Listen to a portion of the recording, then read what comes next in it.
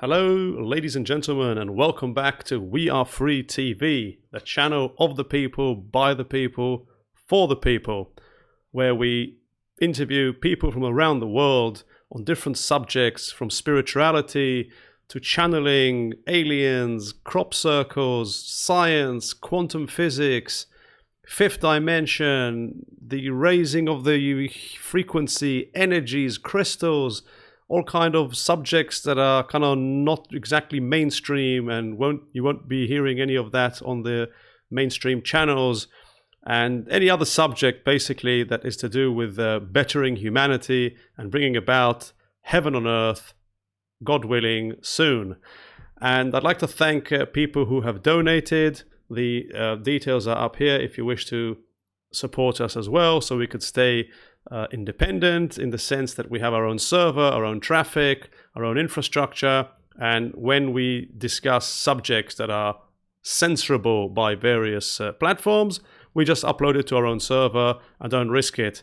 But when we talk about subjects that we know are acceptable by the censoring platforms, then we upload it over there as well, just to use them for the traffic. And that's basically it.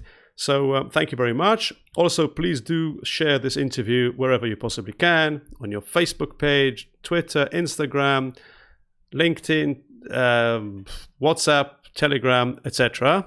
Thank you very much for that. And today, my guest is Rabbi Manis Friedman. He is a world-renowned philosopher, counselor, author, and lecturer. The name of the interview is The Secret to Meaningful Marriages, a talk on love, sex, intimacy, relationships, bonds, and more. So, hello there, Rabbi Manis. How are you today? Thank God, thank God. How are you? I'm well. I'm a bit shocked. I mean, sex? Rabbis don't talk about sex. Well, we're not going to be conventional because, your program is not for the conventional. True. So everything we're going to do is going to be off the wall, contrary to every known principle. Oy vey. That's all I can say. It's going to be shocking. Are you, by the way, Orthodox or liberal? What is it called? Not liberal. Orthodox, and there's the other one, the Reform.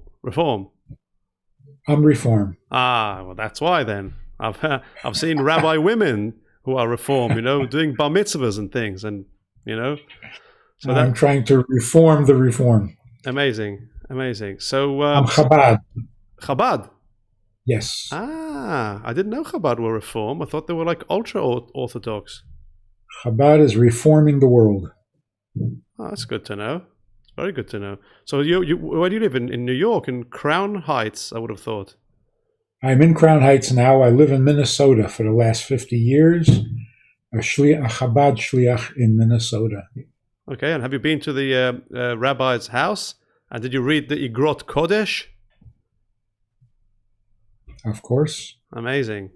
Unbelievable. Okay, so please, can you just give us a bit of an introduction? You mentioned you lived in Minnesota. Maybe a few words about your background. So I graduated from the yeshiva, Chabad yeshiva, and of course, volunteered to go wherever needed to do something for the Jewish community. And the Rebbe chose Minnesota for me. So we went there and we started a program called Beis Chana, which is a crash course on Judaism for women who didn't have a Jewish education as young girls, and they wanted to do a little catch-up. We started this in 1971. It's been going ever since.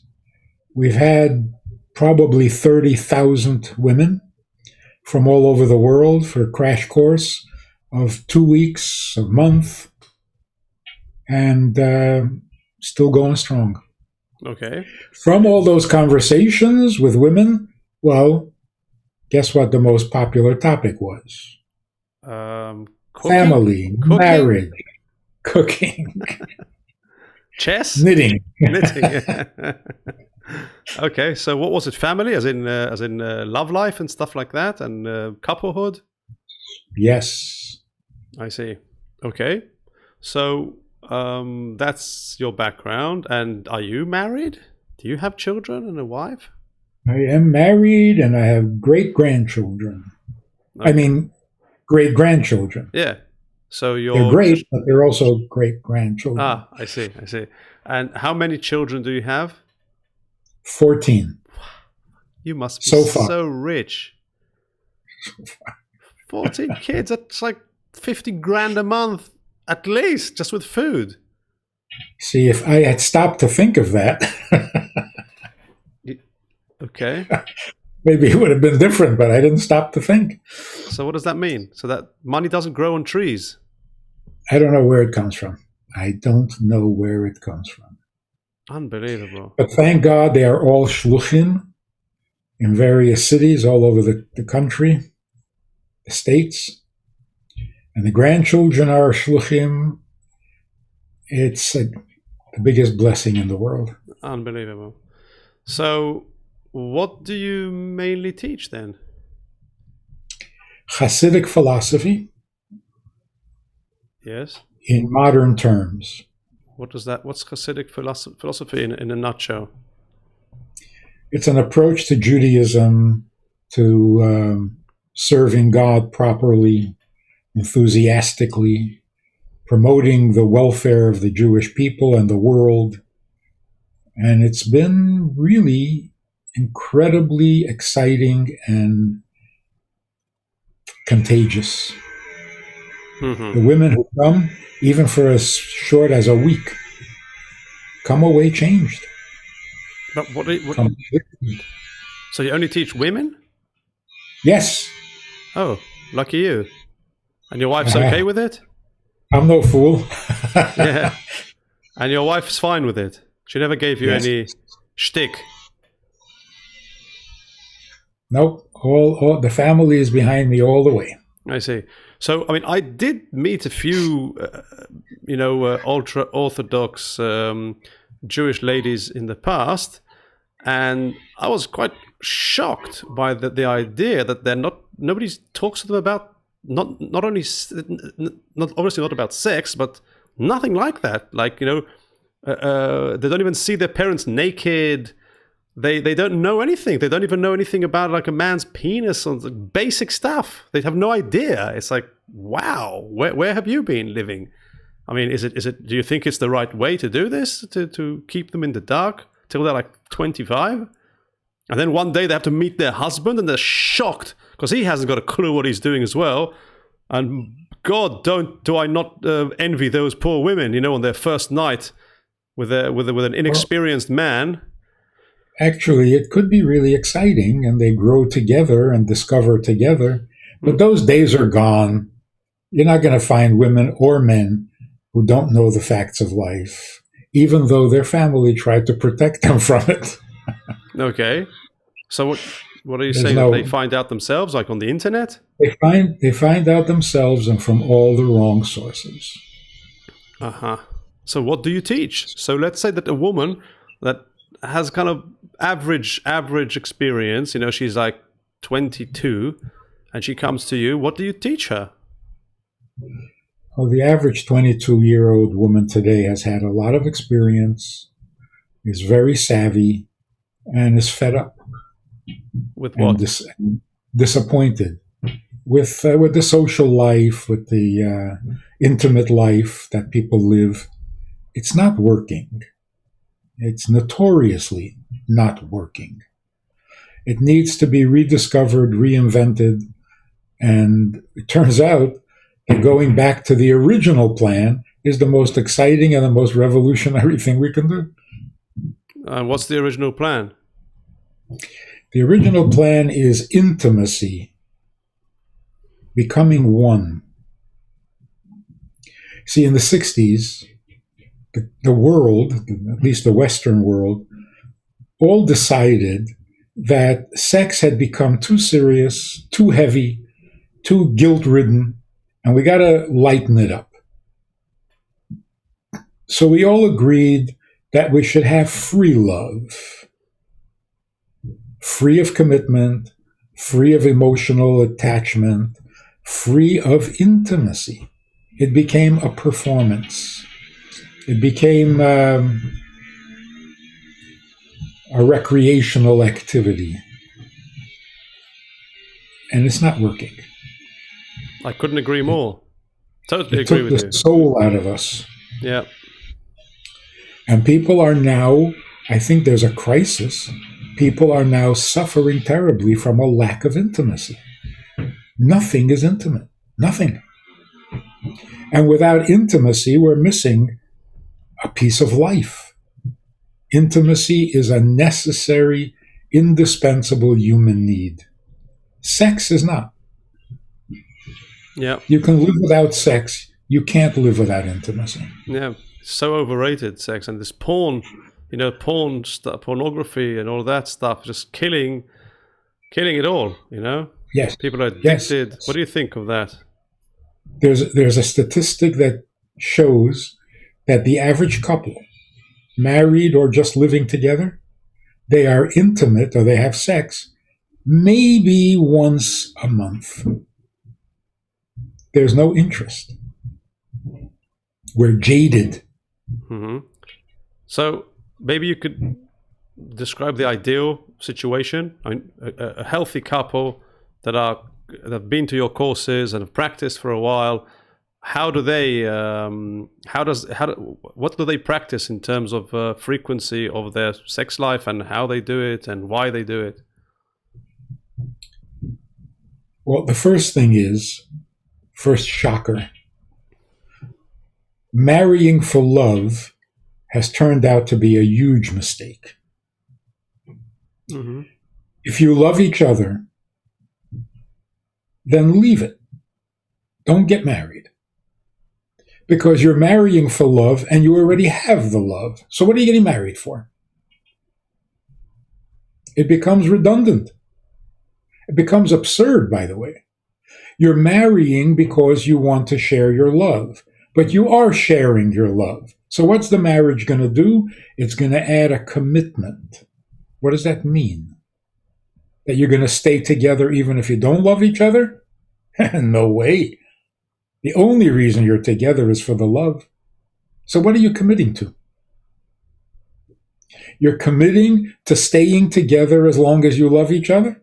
What kind of commitment is that? So if you're already in love, don't bother getting married. Unless you believe in marriage. Unless you love marriage, don't get married. Because you love each other? That doesn't demand marriage.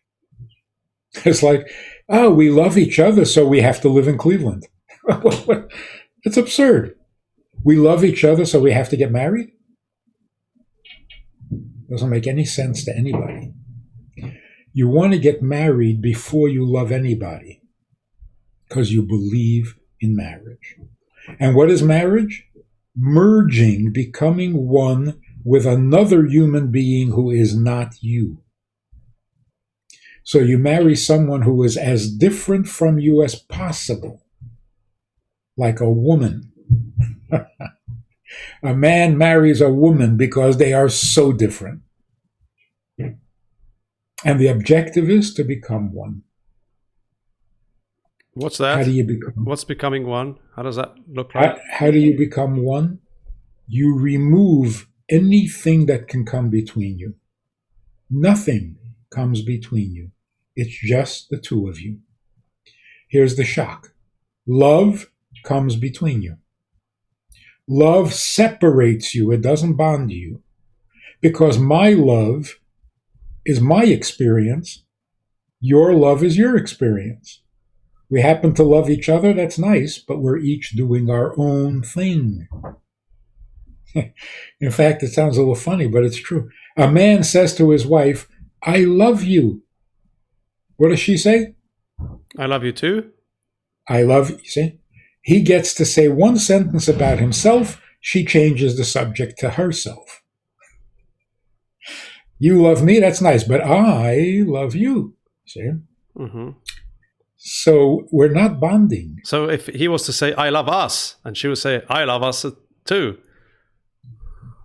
No, she should say, if he says, I love you, she should say, you have very good taste in women. Mm. Because Okay. he's describing himself, stay on topic. Ah, I see. Don't just change the topic straight away. I see. Right. Okay. Okay. No, but here's the thing. Here's the thing. Why If get a man married? Why says, believe in marriage? Yeah, sorry. What's the thing you were saying? Yeah. if a man says to a woman, I love you for your money, and I want to marry you for your money. Offensive. Horrible. Why?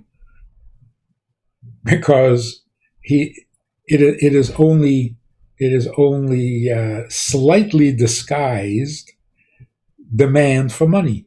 What he's really saying is, in a perfect world, you would just give me the money. Mm-hmm. I wouldn't have to marry you to get the money. Yep. So if you just give me the money, we'll both be very happy. But no, that's not going to happen, right? I have to marry you for the money. Okay, fine, I'll marry you for the money. Yep. And then I'm not really married to you. I'm married to the money. Mm-hmm. So it's really offensive. But what happens if a man says, I want to marry you for love? It's exactly the same thing. Can you just give me the love without the entanglement of marriage? No? Fine, I'll marry you, but I'm only marrying you for the love. I don't want to hear your opinion. I don't want to hear your problems. I don't want to put up with your shtick. I don't want to know about your family. Just the love. Keep the rest. Yeah. That's a marriage? No, but so what is a marriage? Why did you marry then? Or why would you recommend I marry? Well, traditional marriage is it is not good to be alone. That's it, bottom line. As long as you are working at satisfying your needs, growing yourself, becoming more successful, you're not open to another person. You're busy with yourself. Yeah, but that's me. I'm 47, not married, and have no kids. And I can't tell you that I love it. Maybe I'm too used to it. I don't know. I love going to sleep on my own. I wake up on my own. I feel so good. I do what I want. I don't have a woman next to me I have to take care of and listen to her and consider her and rêver and do this, and she interferes with my stuff. Who needs it? A person who is still growing, who is still fascinated with their own development, should not get married. But that's like everyone. Most people are nowhere near being fully developed spiritually. Right, but they become content. A person says, look, I've given myself the 30 best years of my life. Enough already. I'm getting bored with myself. Yes, there's still room for growth, but it's not exciting anymore. You've just put me off getting married even more. Thank you. But anyway, that's me. So marriage means, as perfect as I may be, it's not enough. Just me? Why not? It's not enough. It's plenty. What do you mean, not enough? It's loads. Because it's not good to be alone. Look, there's no goodness in perfection. But look at the hermits in mountains, in caves. They sit there, like Rabbi this and Rabbi Shimon Bar Yochai, I don't know who, sat in a cave for 30 years, praying to God, unifying with the oneness of creation and God Almighty, He never complained about, being alone. He enjoyed being alone. He went out there to be alone, secluded. He did that with his son. Like I just mentioned a name of a rabbi. I don't really know, Yeah. So, but that is the point of marriage. If you're not enamored with marriage, then don't do it. No matter how much you love someone. I was expecting you to say something else. Sorry, I was expecting you to say, if you want to have kids and you want to start a family and become a father and watch your children grow, then you obviously need a woman to do that with, and you might as well find someone who you could, create this family long lastingly, and that's a good reason. But no, it's just you kept running me down, me as a, he's saying, oh, you are incomplete. And because you're defective, like you're incomplete, you need the woman to complete you. And, it's like, I don't see that as a reason, but that's me. Again, I might be completely deranged, and abnormal. No, it's not what I'm saying. Yeah. It's not that you're incomplete. It's the opposite. When you feel complete, then it's time to bring someone else into your life. Not to make you complete. When you feel bored enough, you said. To go beyond yourself. Yes. Okay. Fair enough. Like, enough about me. Let's talk about somebody else. Yes. So what's missing is the goodness. It doesn't say that it's not practical to be alone. It doesn't say that it's not perfect to be alone. But no matter how perfect you are, what's good about it? Where's the goodness? When you're married, you have to be good. It demands all the goodness you've got. Okay. And that's before there are children. Okay. So I think we've discovered quite convincingly, you don't have to be married to have love. You don't have to be married to have sex. You don't have to be married to have children. So tell me again, why do we have to be married? Because all the old reasons have disappeared. To, as you say, to better myself, to be better. To be more than self, not better. Better means more of myself. Uh-huh. Actually, the same thing is true with God. God created the world, even though he is perfect. But it's not good to be alone. He was talking about himself. What's good about being perfect? It's just perfect. Where do you go from perfect? To misery? It's a dead end. Yeah. Perfection is a dead end. Yeah. So he created Earth, humanity and the universe. Right. So what happened was the awesome power of the intimacy of sex was taken away, and sex is now a performance. Mm. And, how long are you going to enjoy the same performance? And it becomes very self-conscious. Am I really good at this? Am I the best? Am I the worst? It just becomes nasty. Yeah. It's like you want to ruin somebody's life. It's so easy. You go over to a man who's got a relationship going, yeah, and you say to him, so, your sex life pretty good? That's it. You've killed him. He becomes self-conscious, right? I was wondering, is it? Well, I don't know. What am I comparing it to? So he picks up a magazine at the supermarket. 14 secrets to better sex. Mm. There are 14 things I don't know? Yeah. I must be really bad at this. But then the next month there are 26 secrets to better sex. And it just, people are really, really traumatized by their own sexuality. We think we're liberated, we're free, unlike our repressed grandparents. We are the worst generation. I totally agree on that. 1000%. Mm. So how do you get to intimacy? Intimacy means remove all things between you so that it's just the two of us. It's not about love, not about sex, not about children. It's just us. Like 2 drops of water merging into 1 drop. Just us. Forever and ever. No, help me. Why would I want to do that? Why would you? It's a very good question. But the point is, you don't do it simply because you love somebody. Yeah. So it could be anyone. I could just pick.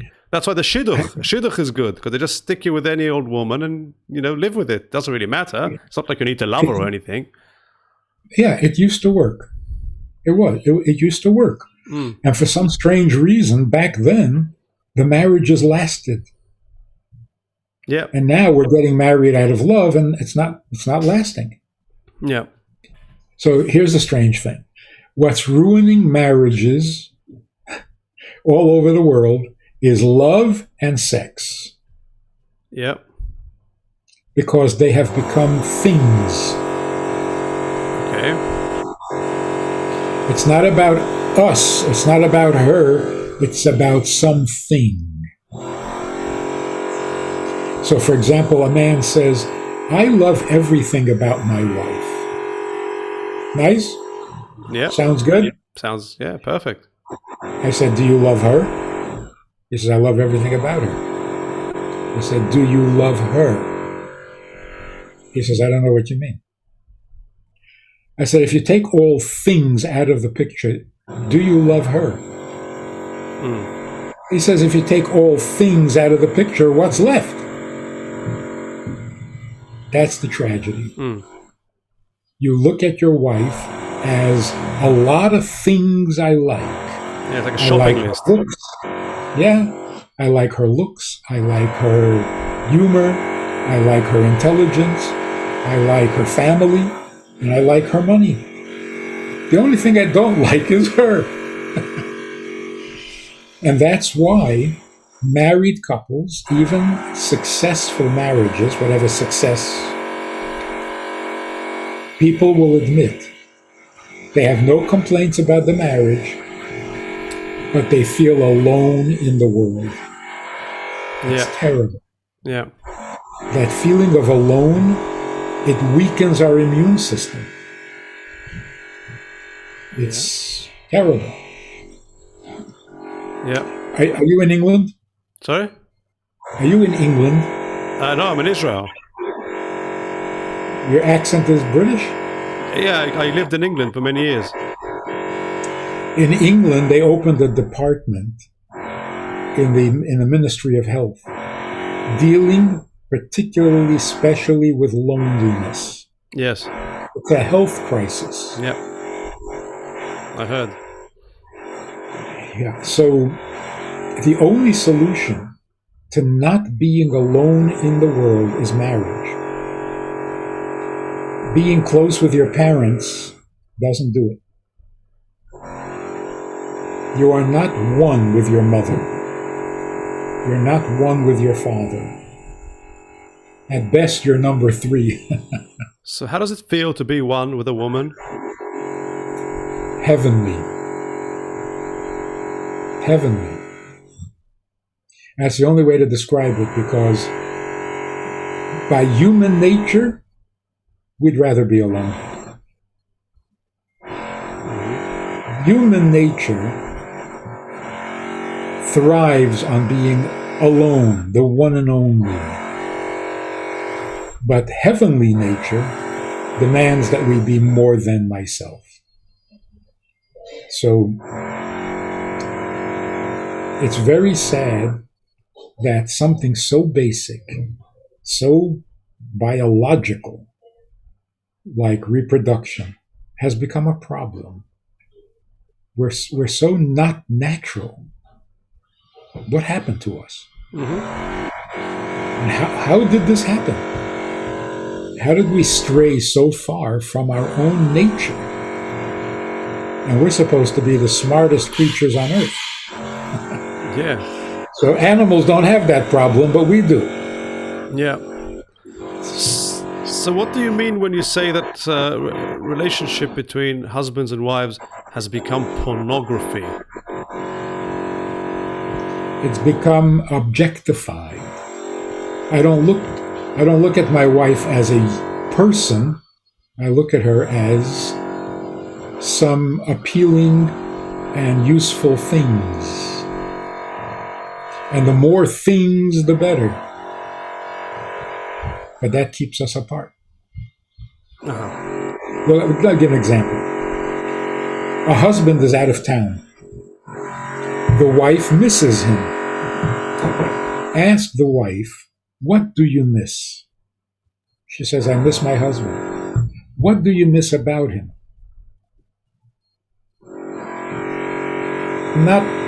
Not anything about him. He's not home. I miss him.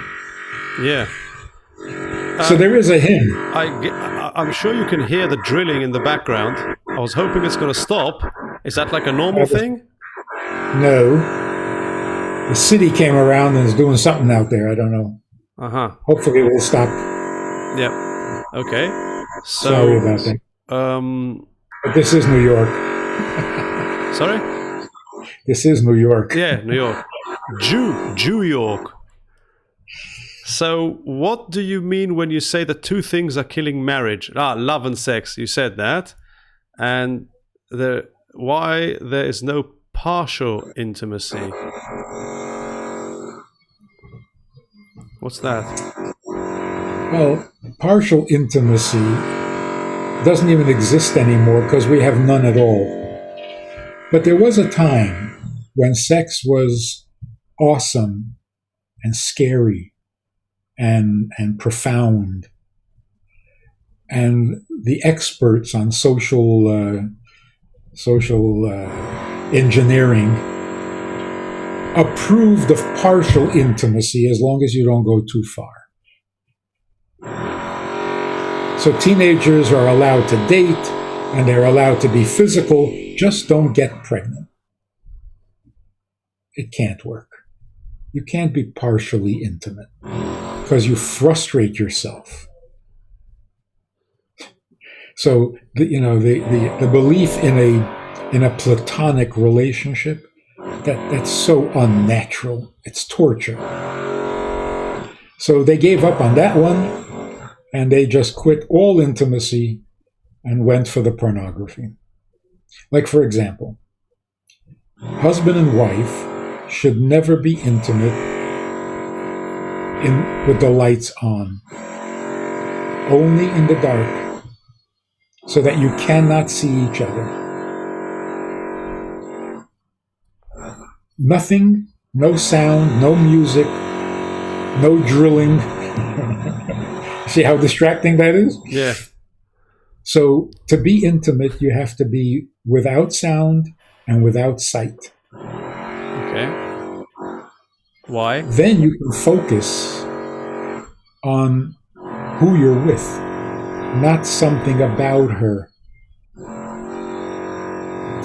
So traditionally, not just in Jewish life, but in all communities, like 50 years ago, of course intimacy was in the dark. You turn the lamp off and you're intimate. It was normal. So how did turning the light on get introduced to mainstream life? Pornography. The only reason for having lights on is because you have a camera. And that became mainstream. And it's killing the intimacy. And I talk to people who are very, very liberal. I mean, extremely vulgar. And they say, what is this intimacy? It sounds good. How do you get there? I said, turn off the lights. And they go, wow, yeah, no lights, wow. Like, good morning. Yeah. You never thought of that? Mm. The other thing is modesty. Husband and wife need to be modest. Don't drop all your decency, all your dignity, and think that you're going to get away with it. Because familiarity breeds contempt. Yes. You get too familiar, you get sloppy, you start to hate each other. Guaranteed. What do you mean? Can you give examples of what commonly people do? The guy runs around in his underwear. Yeah. That's it. His wife has lost respect for him. Interesting. He has degraded himself. It's funny, but it's also sad. They're both running around in their underwear, maybe. Yeah. And the doorbell rings, and they rush to get dressed. Why don't you answer the door the way you're dressed? Yeah. Out of respect for the guy delivering the pizza. Yes. So you have more respect for the pizza guy than for each other? Turns out that if love doesn't keep you together, then what does? Respect. A couple who maintain respect for each other can live together forever. But it's so hard. The familiarity, really, it's almost inevitable that you lose respect. Yeah. There's a famous expression, no one long remains a hero to his personal valet. Okay. Can you explain that to our viewers? Yeah, you have people who are famous. Everybody thinks they're awesome, bigger than life, multi-talented. And then they have their personal valet who brings them their pants in the morning. He doesn't think he's so great. Mm-hmm. Yep. So how do you maintain dignity and respect when you're living together, sleeping together? You've got to maintain modesty, a little dignity with each other. It's kind of a teenage nonsense that we are so in love that no matter what we do, we will always love each other. So you don't have to be polite, you don't have to be dignified, you don't have to be modest, you don't have to close the bathroom door. Oh, come on. We're turning into animals, and there's no way that we respect each other. So you must maintain some dignity, some privacy, some personal space. Don't have less respect for your spouse than you do for the stranger. Yeah. Or like the father who says to his daughter, "Oh, you can't go out dressed like that." See, that's backwards. If you dress like that, go out. But not in the house. Yeah. The house should be special. The streets don't have to be special. And the same thing with husband and wife. Have more respect for each other than you have for the stranger or the neighbor or the public. Interesting. It's all upside down, inside out. Yes. Yeah. Yes. Even this, even couplehood, and the way we should treat each other. Even that is completely upside down and inside out. Somebody said we're living in an upside down unicorn right now. I knew a man in Minnesota. He was from Russia, recent arrival. And he had that old world aristocratic nobility to him. His wife came down with Alzheimer's or some form of dementia for 3 years, and then she passed away. During the Shiva, he said, "I wonder if I was a good husband. I can't say for sure. One thing I know, I never compromised her dignity." Wow. Wow. Yeah. Never compromised her dignity. So, why? Most men compromise their wives' dignity when they don't have dementia.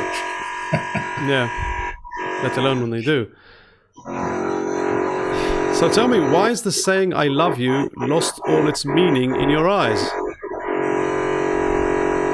Well, first of all, because love is not the solution to all problems. Love has become an idol, a false god.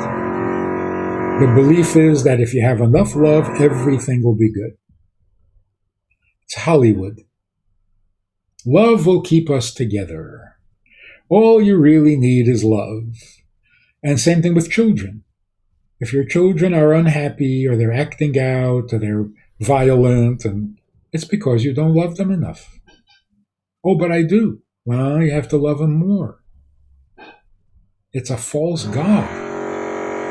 So to put the burden of a relationship on love is silly. Love is fragile. It can't carry a relationship. So saying I love you doesn't have the power to maintain a relationship, and So it's not supposed to. So the perfect couple, what do they say to each other? I respect you. You are mine. You're mine. How about I am yours? Well, hopefully that's your response. Ah, so they can. Yeah. Okay, very good. By the way, religiously speaking, in the Torah, God hardly ever says to the Jewish people, I love you. Maybe once. He's mostly angry with them and disappointed and punishes them. No, he's mostly saying, I'm yours. Why aren't you mine? Okay. Be my people. You will be to me a special nation. I will be your God. Be mine. In other words, to introduce another concept, it is much more important for a human being to be needed than to be loved. And we've overlooked that terribly. Parents keep telling their children, we love you, we love you. And it's not working because at the same time, children get the impression that they're not necessary. So as long as you're lovable, you're welcome to stay in the house. If you stop being lovable, we don't need you. And that's terrible. It's dehumanizing. Dehumanizing. Because you love a pet that you don't need. Like a gerbil. They're cute and furry, so you keep them, but you don't need them. Yeah. Say to a child, I don't need you, but I love you. It's so insulting. It's not for a human being. Yeah, you see it with old people. The same is true with Christianity. The message is God loves you a lot, but he just doesn't need you. It's not working. So I'm God's pet? I see. No deal. With old people, they say that old people, they need to be needed. Like, they want to take care of someone, or even if they have a dog that they need. Yeah. So they live longer, when they feel they are needed. Yes. That's more human. It's maybe uniquely human. The human needs to be needed. And that's how our relationship with God has gone wrong. We've been told that God needs nothing, but we are very dependent on him. It doesn't work. The reason we have been loyal to God through thick and thin is because we have a sense that he needs us. Otherwise, we would have quit a long time ago. Perhaps. So what is your perspective on men versus women in a relationship? See, that's another thing we got totally messed up. What's male and what's female? What's a man and what's a woman? We don't know anymore. We're not even sure there's such a thing. Is anything really male? No. Anything really female? No. Now what? Now we have to invent new pronouns? That's going to be the solution? It's terrible. Terrible. The difference between a man and a woman is the woman nurtures what a man gives. The woman nurtures what a man gives. A man is not a nurturer, and a woman is not a giver. The man gives, the woman nurtures. Can you give us an example from daily life? Childbirth. A man does not make a baby. And a woman can't make a baby if you don't give her what to work with. Okay, something simpler, from our daily lives. Yes. A woman marries a man to nurture him, to support him. What does that mean? Make him his porridge every day, and he gives her money to buy it with? Something simple. Something simple. He brings home the bread, she bakes it. Mm. In other words, she nurtures whatever he gives. What he's supposed to give is himself. And she nurtures that. She supports it. She gives life to it. She makes it come alive. So a guy is going out with a girl, and he's thinking, should I marry her or not? How should he make that decision? If he feels, I want to take care of this woman for the rest of my life, then he should marry her. If he's feeling, this woman is so fantastic, I will support her and I will follow her to the ends of the world. No, you're not acting like a man. You're supposed to be the giver. So if you meet a woman who inspires you to give, then you marry her. If she inspires you to follow her, you're going to end up being the wife.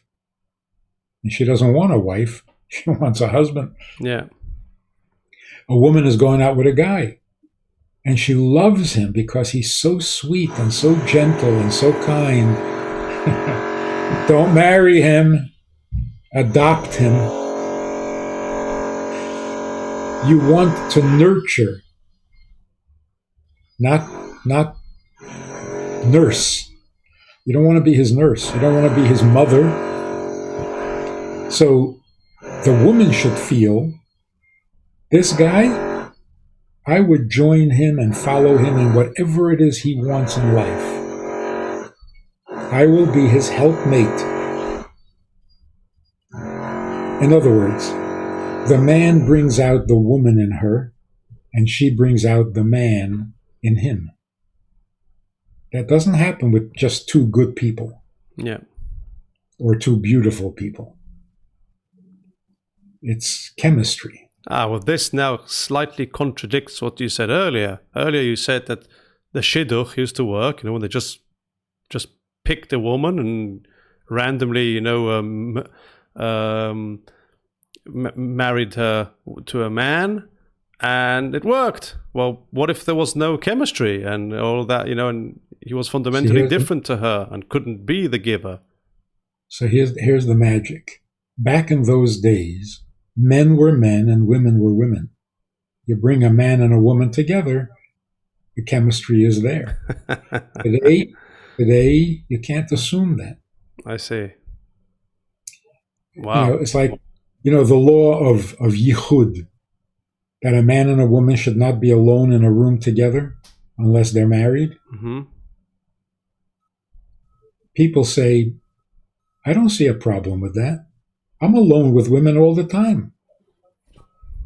Uh-huh. And nothing happens. Yeah. See, because we're not really male and female anymore. Now we're particular. Yeah. She's not my type. So we've strayed away. We've strayed so far from the way it's meant to be naturally. So I got to tell you an experience I had many years ago when I first started the women's program. This was the early 70s, and the women who came were hippies from the 60s. And the women had rebelled against the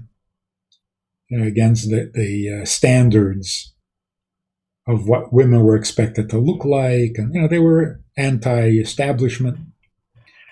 So they kind of neglected themselves. Yeah. They were not going to buy into this beauty contest thing. And anyway, so there was this one woman who had gone way overboard, had neglected herself terribly. She was massively obese. She didn't shower. It was really bad. The other hippie women wouldn't share a room with her. That's how bad it was. Yeah. So one day she asked if we could speak privately. So we went into the little room that I had as an office. It was a tiny little room with no windows. She sat down next to the door and she closed the door. I said, maybe you should leave the door open a bit. She said, why? I said, because a man and a woman should not be in a room alone with the door closed. She started to sob. I thought I had offended her or something. Finally, she calms down and she says, this is the first time anyone treated me like a woman. Yeah, I was going to say, it was probably the opposite. That that you are worried you might get the hots for her, so you want the door open. So it was like a compliment for her. Poor soul. But the truth was that was not going to happen. Yeah. But that's because we're jaded. Oh, not that type of woman. No, a woman is a woman. What do you mean, not that type? So if I had any respect for her, like a decent human being, she's a woman. She feels like a woman, not my type. See, that's the beginning of the end. She's not my type of woman. To me, she's not really a woman. And there we go. Gender has become fluid. She's only a woman if I think she's a woman. It's so a man says to a woman, we can just be friends because I'm so comfortable with you. I don't even think of you as a woman. What is that, a compliment? No. Like a non-Jew says to me, I'm not really comfortable with Jews, but with you, I'm really comfortable. I don't think of you as a Jew. Lucky you. You anti-Semite. Yeah. Okay, so you speak to a lot of happily married couples. What did you find out, generally speaking? Is it true? I mean, you speak to many happily married couples? Well, they're happily married, but they're not happy people. Mm. And they think it's the marriage, but it's not. The marriage happens to be the best part of their life. But the problem is that they're alone. They feel alone. They don't know how to explain it. And that's because their marriage has become love and sex. That doesn't work. Marriage has to be just us. Like if you asked your grandmother, what happens in the bedroom? Grandmother would say, nothing. And you say, come on. I'm old enough. You can tell me. What happens in the bedroom? Nothing. That's a good answer. A bedroom should not tolerate or allow anything. It's just him and her. No things. No television, for example. No computer. No desk. It's a bedroom. That's all it should be. A room with a bed. And in the bedroom, there's just us.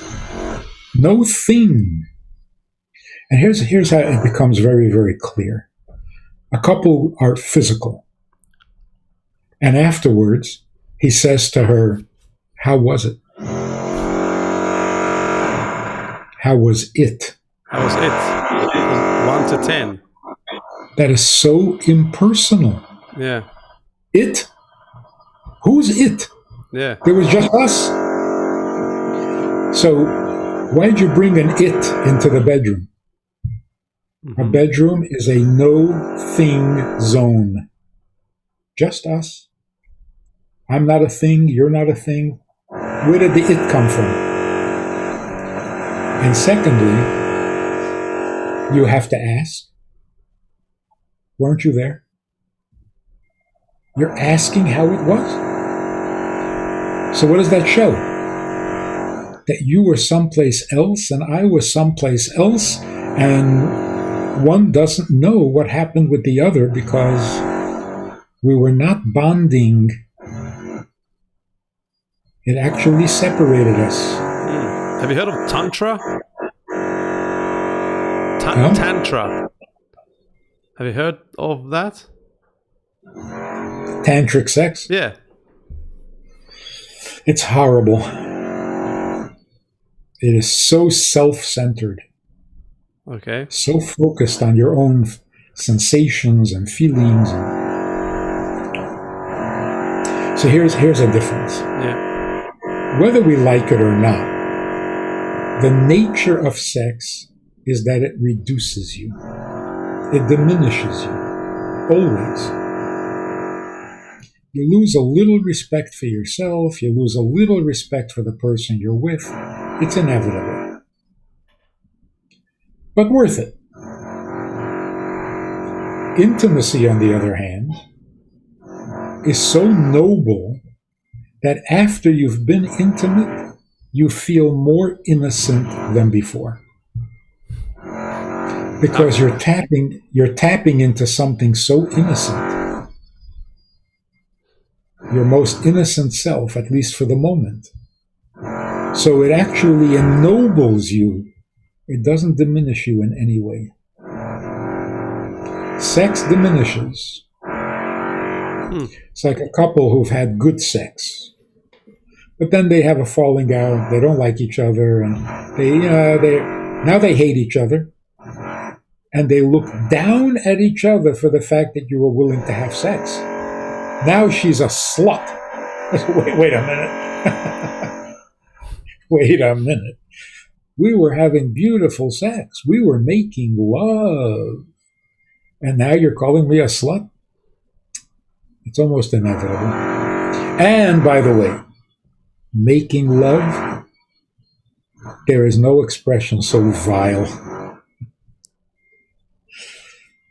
If you're being intimate, that's much greater than making love. Why are you reducing it to love? It's much more powerful. And just the expression itself, make love, what does that even mean? Yeah. It's like baking a cake, making dinner. I agree. I totally agree with you. That's why I've given up pretty much, can't be bothered. Yeah.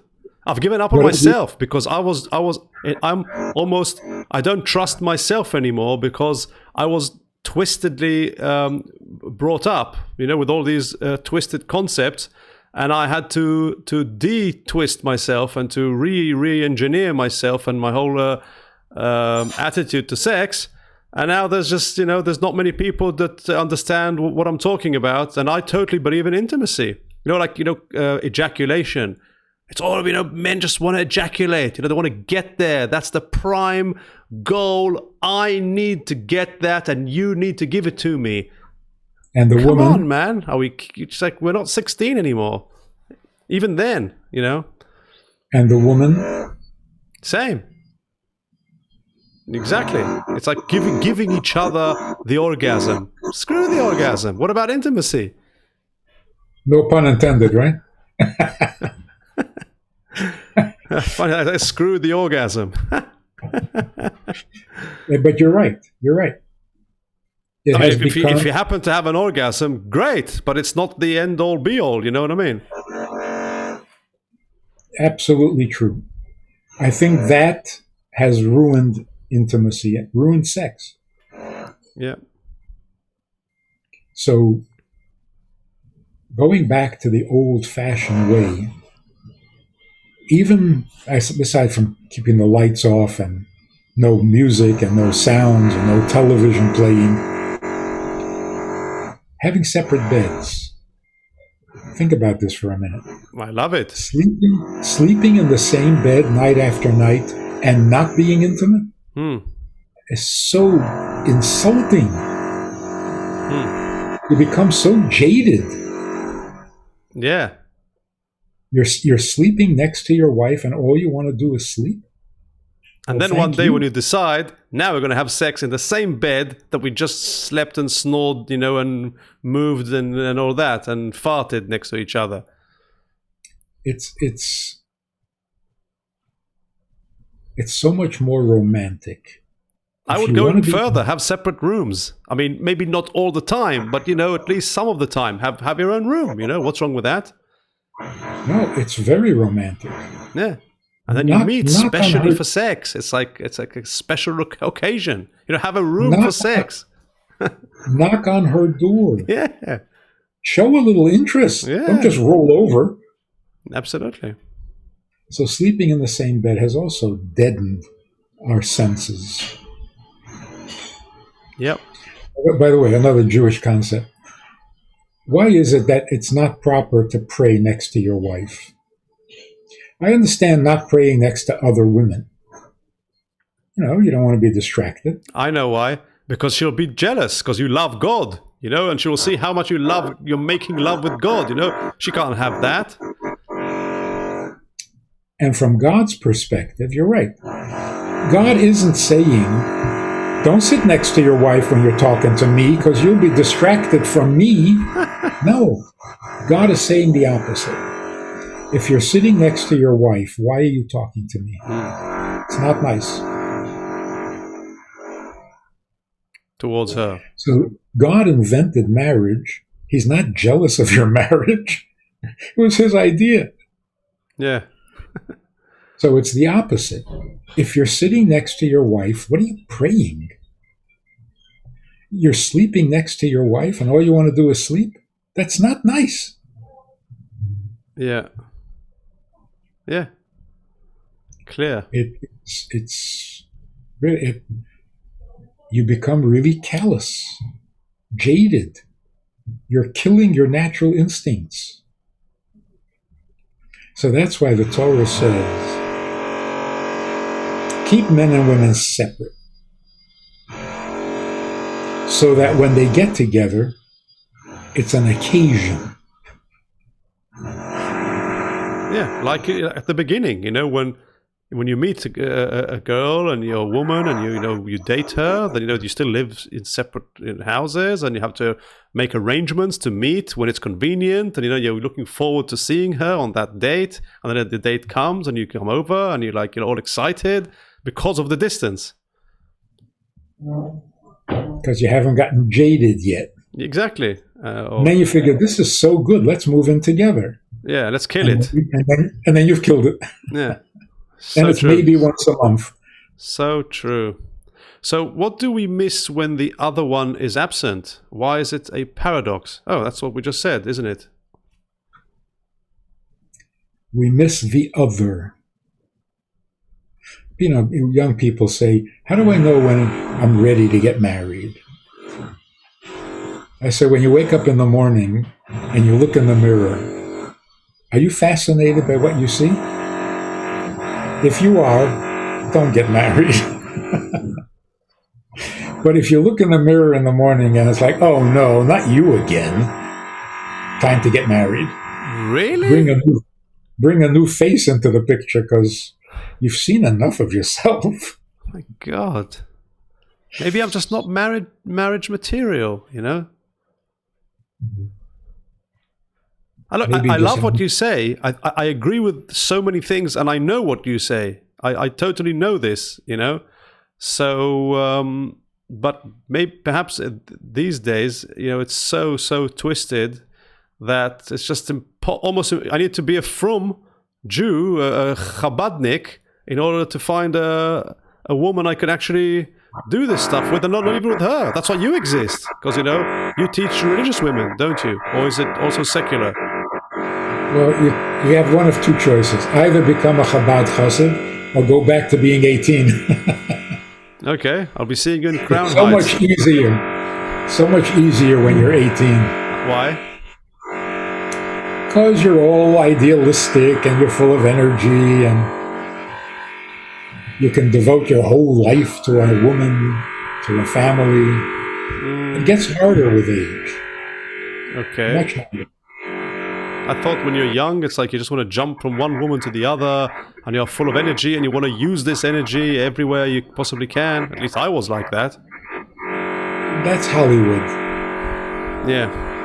You got to sow your wild oats or something, whatever. That is so not true.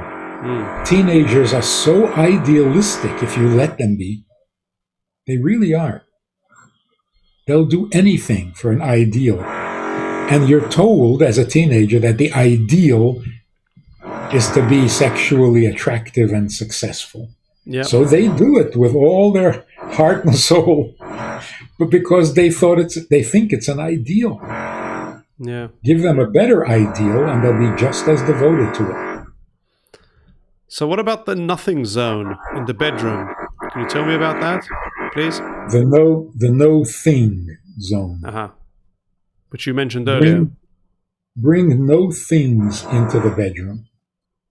It's like in fact, a holy place. It's like your little synagogue.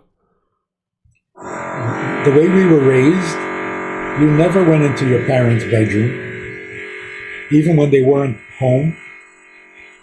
And when guests came, you show off your house, not the bedroom. It really is a sacred space. And that's helpful, because you're not always in a romantic mood when you come home. But if the bedroom has that aura, then when you close the bedroom door, intimacy starts to happen. So true. Yeah, it's like a shrine, It's like... Yes. It has its own vibe. Yep. So finally, what makes a couple really bond? Male and female really are two parts of the same soul, husband and wife. They really should be bonded by nature, except that things get in the way. If you remove all things, you will naturally merge and become one person, male and female. It's like two drops of water, side by side. Why are they two drops? Water should flow. The reason they're maintaining their shape is because the surface tension keeps them apart. You break that tension, they will naturally become one drop. So you don't have to do something to make them one. Just get the interference out of the way. So remove all things. I accept you completely and totally as you are. We're bonded. I make a condition. You're not my type. You have to be thinner. You have to be taller. You have to be blonder. You have to be... You're putting something between you, and that prevents you from merging. And then being intimate, physically making a baby, if there's a sound from the outside, if the television is playing, that distraction kills the intimacy. So intimacy is a holy experience. It's not just a poetic notion. It really is. The part of me that will not be distracted and I can really tune into you, that's the godly side of me, not the human side. And that's why marriage always had this religious aura to it. In all religions, getting married involved a priest, a church, a ceremony. Why? Almost everywhere in the world. Get married, you have to have the witch doctor or the Indian chief, somebody. Because really, essentially, marriage is a holy activity. Well, it used to be. And it should be again. Because if it's not holy, it's just not worth it. Yeah. Then just have a roommate, make no commitments, don't spend too much money on it, enjoy it. If you don't like it, walk away. Sure. Oh my God, what can I say? Rabbi Manis Friedman. This was very interesting, and now we've reached the final dramatic stage of the interview, where you are requested to please address directly from the bottom of your heart and soul your brothers and sisters around the world with a request, suggestion, or demand, or any general message you wish to impart to them. Rabbi Manis Friedman, the stage is yours, and go ahead, please. Wow. No pressure, huh? Don't believe all the stuff you're hearing. It's all just desperation. With gender problems, marriage problems, none of it is true. None of it need to be true. Build a family. Create a wholesome universe for yourself. The more people who create universes for themselves that is healthy and strong, the better the universe is going to be. When you have a home and you come home to your home, there is nothing healthier, stronger, or godlier than that. So instead of love, think of home. That's a much more powerful word. And every time I talk about this or think about this, it gives me the chills. You remember the Entebbe raid? Yep. What did the soldiers who came to liberate the hostages, after they eliminated the terrorists, what did they say to the hostages? Tell me. Let's go home. Intuitively, they hit on the perfect, absolute, correct thing to say. Imagine if they had said, we came to save you because we love you. It would have been so inappropriate. They said the perfect thing. Let's go home. Home is like heaven. It should be.